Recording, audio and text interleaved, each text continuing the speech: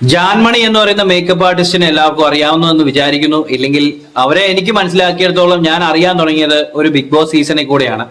ആ സീസണിൽ കൂടെ അവർ വരികയും പിന്നീട് ആ സീസണിന് ശേഷം ആണ് ഞാൻ അവരെ കുറിച്ച് മനസ്സിലാക്കിയത്. അവരൊരു മേക്കപ്പ് ആർട്ടിസ്റ്റ് ആണ്. പ്ലസ് അവർക്കെതിരെ ഇഷ്ടംപോലെ ട്രോളുകളും കാര്യങ്ങളും എല്ലാം വരും. കാരണം അവരൊരു ട്രാൻസ്ജെൻഡർ കമ്മ്യൂണിറ്റി എന്നുള്ള ഒരാളാണ്.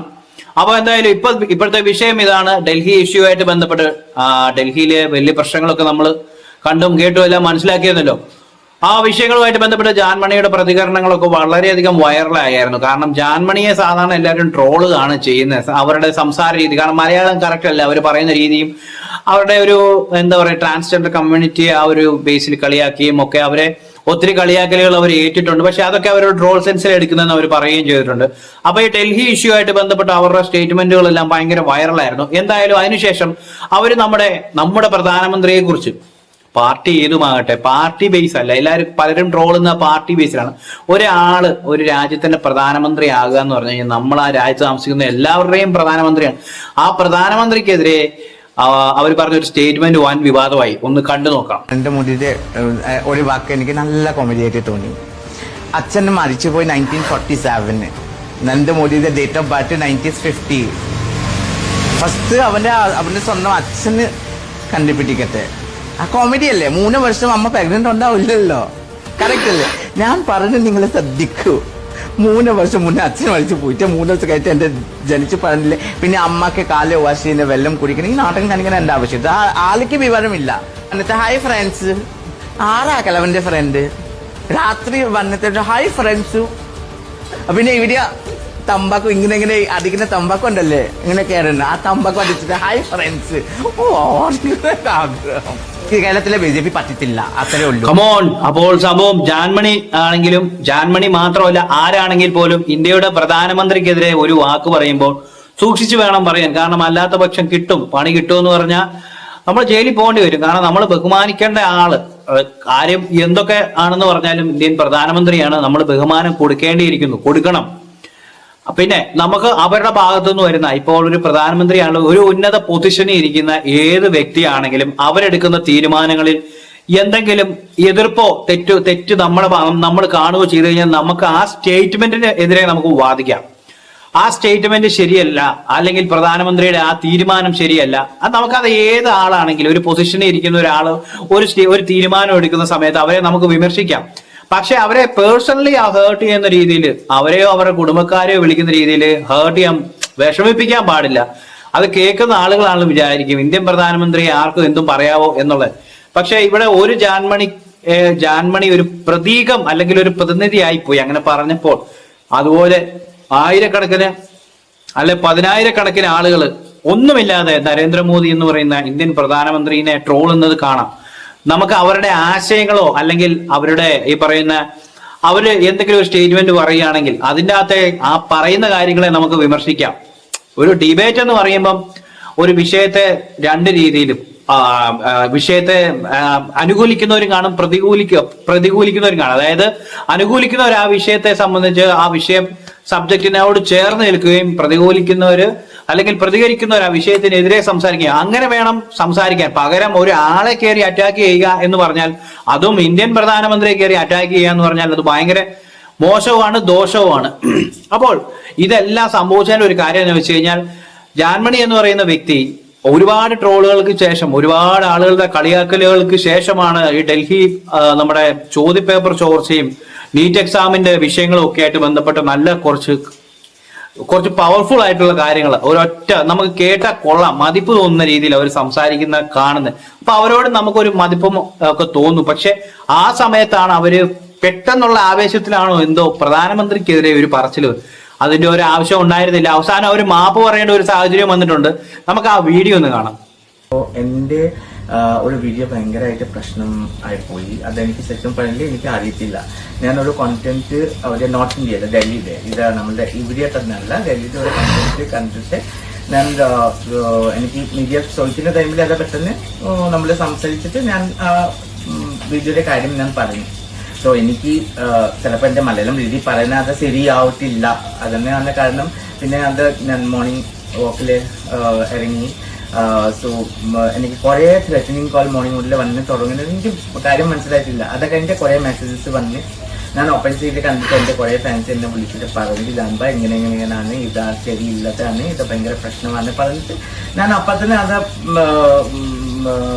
വീഡിയോ ഞാൻ എന്താ പറയുന്നത് കൊടുക്കുന്ന ആൾക്കാരൊക്കെ വിളിച്ചിട്ട് ഞാൻ അത് മൊത്തം ഡിലീറ്റാക്കാൻ വേണ്ടി പറഞ്ഞു. പിന്നെ ഞാൻ അതായത് ഇത് മുഴുവനായിട്ട് ഇടുന്നില്ല. അവര് പറയുന്ന കാര്യം എന്നാന്ന് വെച്ച് കഴിഞ്ഞാല് അവർക്ക് പറ്റിപ്പോയി, അവർക്ക് തെറ്റുപറ്റി, അവർക്ക് എന്തോ അവരുടെ മലയാള ഭാഷയിൽ അവർക്ക് പരിമിതിയുണ്ട്. അവര് പറഞ്ഞത് വീണുപോയി, വീണെടുത്ത് നിന്ന് അത്യാവശ്യം ഒന്ന് ഉരുളേണ്ട ഒരു സാഹചര്യം വന്നു. തെറ്റുപറ്റിയെന്നുള്ളത് മനസ്സിലായി. കാരണം അവര് പറഞ്ഞ സ്റ്റേറ്റ്മെന്റിനോട് കുറെ പേര് യോജിക്കും അല്ലെങ്കിൽ അവരുടെ കൂടെ നിൽക്കുമെന്ന് വിചാരിച്ചിരുന്നു. പക്ഷേ ഒരാളുടെ ഉത്ഭവവുമായിട്ട് ബന്ധപ്പെട്ട് ഒരാൾ ഈ ഭൂമിയിലേക്ക് ഭൂജാതനായത് അതിപ്പം ഒരു അച്ഛനും അമ്മയും ഇല്ലാതെ ഒരാൾ ഉണ്ടാകില്ല. ആ ഒരു ജനനവുമായിട്ട് ബന്ധപ്പെട്ട ഒരു കാര്യത്തെയാണ് ചോദ്യം ചെയ്തത്. അത് വളരെ തമാശ രൂപേണ അല്ലെങ്കിൽ തമാശയല്ല, കുറച്ച് സീരിയസ് ആയിട്ടാണെങ്കിൽ അവർ പറഞ്ഞത് ഭയങ്കര മോശം. അങ്ങനെ ഒരിക്കലും പറയാൻ പാടില്ല. അതും ഇന്ത്യയുടെ പ്രധാനമന്ത്രിയെ കുറിച്ചാണ് പറയുന്നത്. ഓർക്കണം, ഇന്ത്യയുടെ പ്രധാനമന്ത്രി എന്നല്ല, ആരെക്കുറിച്ചും അങ്ങനെ പറയാൻ ആർക്കും അധികാരമില്ല. പക്ഷെ ഇന്ന് എല്ലാവർക്കും സംസാര സ്വാതന്ത്ര്യം എന്ന് പറയുന്ന ഒരു സാഹചര്യം ഉള്ളത് കൊണ്ട് അത് വളരെ രീതിയിൽ മുതലെടുത്ത് അത് വളരെ നെഗറ്റീവായിട്ടുള്ള രീതിയിൽ ഓരോ ആളുകളുടെ മേലെ അടിച്ച് ഏൽപ്പിക്കുന്ന സാഹചര്യം നമ്മൾ കാണുന്നുണ്ട്. ജാൻമണി ഈ ഒരു കാര്യത്തിൽ ഒരു പ്രതീകമാണ്, ഒരു പ്രതിനിധിയാണ്. കാരണം ഈ ജാൻമണിയെ പോലെ തന്നെ 1000 അല്ല 10,000-കണക്കിന് ആൾക്കാർ വാവിട്ട വാക്കുകൾ സംസാരിക്കാറുണ്ട്. അതായത് ഒരു പൊസിഷനിൽ നിൽക്കുന്ന, അതായത് ഇന്ത്യൻ പ്രധാനമന്ത്രിയോ അല്ലെങ്കിൽ അതുപോലെ നല്ല പൊസിഷനിൽ നിൽക്കുന്ന ഏതെങ്കിലും മന്ത്രിമാർക്കെതിരെ അവർ കടന്നാക്രമണം നടത്താം. പക്ഷെ അവരെ ഉന്നയിക്കുന്ന ആശയങ്ങൾക്കെതിരെ നമുക്കൊരു ആക്ഷേപം ഉണ്ടെങ്കിൽ, അത് ശരിയായിട്ടില്ല എന്നുണ്ടെങ്കിൽ അതിനെതിരെ ശക്തമായിട്ട് പോരാടാം. അങ്ങനെ ഒരു പോരാട്ടമാണ് ഡൽഹിയിൽ നമ്മൾ കണ്ടത്. ഡൽഹിയിലെ ആ പോരാട്ടങ്ങളുടെ എല്ലാം അവസാനം വിദ്യാഭ്യാസ മന്ത്രി ധർമ്മേന്ദ്ര പ്രധാൻ രാജിവെക്കുന്ന സാഹചര്യങ്ങൾ വരെ നമ്മൾ കണ്ടു. അങ്ങനെയൊക്കെയുള്ള പ്രൊട്ടസ്റ്റുകളും കാര്യങ്ങളും ഒരു ആശയത്തിനെതിരെ അല്ലെങ്കിൽ എന്തെങ്കിലും ഒരു കാര്യങ്ങൾക്കെതിരെ നമുക്ക് പ്രതികരിക്കാം എന്നുള്ളതല്ലാതെ ആർക്കും ആരെയും എന്താ പറയാ, നമ്മൾ പച്ച മലയാളത്തിൽ പറഞ്ഞാൽ നമുക്ക് അപ്പനോ അമ്മയ്ക്കോ കയറി വിളിക്കാനുള്ള ഒരു അധികാരമില്ല. എല്ലാ മനുഷ്യന്മാർക്കും നമ്മളൊരു ബഹുമാനം കൊടുക്കണം എന്ന് പറയുന്നതിന്റെ ഒരു കാര്യമുണ്ട്. ഇപ്പൊ ഇന്ത്യൻ പ്രധാനമന്ത്രി ആയാലും ഒരു സാധാരണക്കാരനെ ഒരു മനുഷ്യനാണെങ്കിലും അവന് നമ്മളൊരു ബഹുമാനം കൊടുക്കണം. ഇവിടെ നിയമത്തെയോ നിയമവ്യവസ്ഥയോ പേടിയില്ലാത്തത് കൊണ്ടാണ് പല ആളുകളും ഈ പറയുന്ന ചുമ്മാ വാ എടുത്തു കഴിഞ്ഞാൽ ഒരുത്തിനെ എങ്ങനെയോ വാ കൊണ്ട് കൊല്ലുക എന്ന് പറയുന്ന ഒരു സാഹചര്യമുണ്ട്. അത് ആർക്കും മാനസികമായിട്ട് വിഷമം ഉണ്ടാകുന്ന രീതിയിൽ ഉള്ള സംസാരങ്ങൾ സംസാരിക്കാനും എവിടുന്നൊക്കെയോ കുറെ ധൈര്യം കിട്ടി വരികയാണ്. നിയമ സംവിധാനങ്ങൾ സ്ട്രോങ് ആകുകയും ഇങ്ങനെയുള്ള ആളുകളെ നിലയ്ക്ക് നിർത്താനും സാധിക്കുകയാണെങ്കിൽ ഇങ്ങനെയുള്ള വിഷയങ്ങൾ ഒരു തവണയെങ്കിലും ഒന്ന് സംസാരിക്കാനായിട്ട് നാവ് പൊങ്ങുന്ന ഒരു സാഹചര്യം ഉണ്ടെങ്കിലും പെട്ടെന്ന് ഓർമ്മയിൽ ശിക്ഷയെക്കുറിച്ച് പേടിയുണ്ടായി അത് അടക്കി നിർത്തും. ഇതിപ്പോ അവര് മാപ്പപേക്ഷയുമായിട്ട് വന്നിട്ടുണ്ട്. മാപ്പപേക്ഷ എന്ന് പറഞ്ഞാലും ഇത്രയോ അധികം ആളുകൾ കണ്ടതാണ്. ട്രോളാം, അദ്ദേഹത്തിന് ഇഷ്ടം പോലെ രീതിയിൽ ആളുകൾ ട്രോളാറുണ്ട്, പരിഹസിക്കാറുണ്ട്. പക്ഷെ ഒരു പരിധി കഴിഞ്ഞു കഴിഞ്ഞാൽ നമുക്ക് അത് പിടിച്ചാൽ കിട്ടത്തില്ല. ഒരു പരിധി വരെ അതൊക്കെ എല്ലാവരും എൻജോയ് ചെയ്യുന്ന വെച്ച് കഴിഞ്ഞാൽ ഒരു ഉദാഹരണം പറഞ്ഞു കഴിഞ്ഞാൽ കേരളത്തിൽ അദ്ദേഹം ഹിന്ദിയിൽ സംസാരിക്കുമ്പോൾ അത് മലയാള പരിഭാഷയായിട്ട് മലയാളത്തിൽ അത് അവതരിപ്പിക്കുന്ന ആളുകൾ തർജ്ജമ ചെയ്യുന്ന അല്ലെങ്കിൽ മലയാളത്തിലേക്ക് വിവർത്തനം ചെയ്യുന്ന ആളുകൾ ചിലപ്പോൾ തെറ്റു വരുത്തുന്ന സാഹചര്യങ്ങളിൽ നമുക്ക് ചിരിയൊക്കെ വരാറുണ്ട്, തമാശകൾ വരാറുണ്ട്. അത് തെറ്റ്. അദ്ദേഹം കൃത്യമായിട്ടുള്ള കാര്യം പറയുമ്പോൾ മലയാളത്തിലേക്ക് വിവർത്തിക്കുന്ന ആളുടെ ഭാഗത്ത് നിന്ന് ഒരു തെറ്റ് വളരെ സിമ്പിൾ. അങ്ങനത്തെ കാര്യങ്ങളൊക്കെ വരുമ്പോൾ നമുക്ക് ചിരിക്കാനുള്ള കാര്യങ്ങളുണ്ട്.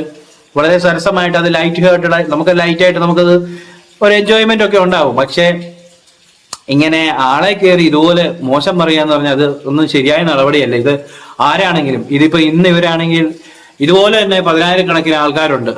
10,000-കണക്കിന് ആൾക്കാര് വളരെ മോശമായിട്ട് ഒരാളുടെ ഇതിൽ പിടിക്കുന്ന. അതിപ്പം നമ്മളിപ്പം പാർട്ടി വൈസോ അങ്ങനെയൊന്നും അല്ല നോക്കണ്ട. ഒരു പൊസിഷനിൽ ഒരു സ്ഥാനത്തിരിക്കുന്ന ഒരാളോട് നമ്മൾ കൊടുക്കേണ്ട ഒരു മാന്യതയും ബഹുമാനവും ഉണ്ട്. ശരി, അദ്ദേഹത്തിന്റെ സ്റ്റേറ്റ്മെന്റുകളിൽ അദ്ദേഹം മുന്നോട്ടേക്ക് കൊണ്ടുവരുന്ന ആശയങ്ങളിലൊക്കെ ആളുകൾക്ക് എതിർപ്പും കാര്യങ്ങളും ഉണ്ടാവും.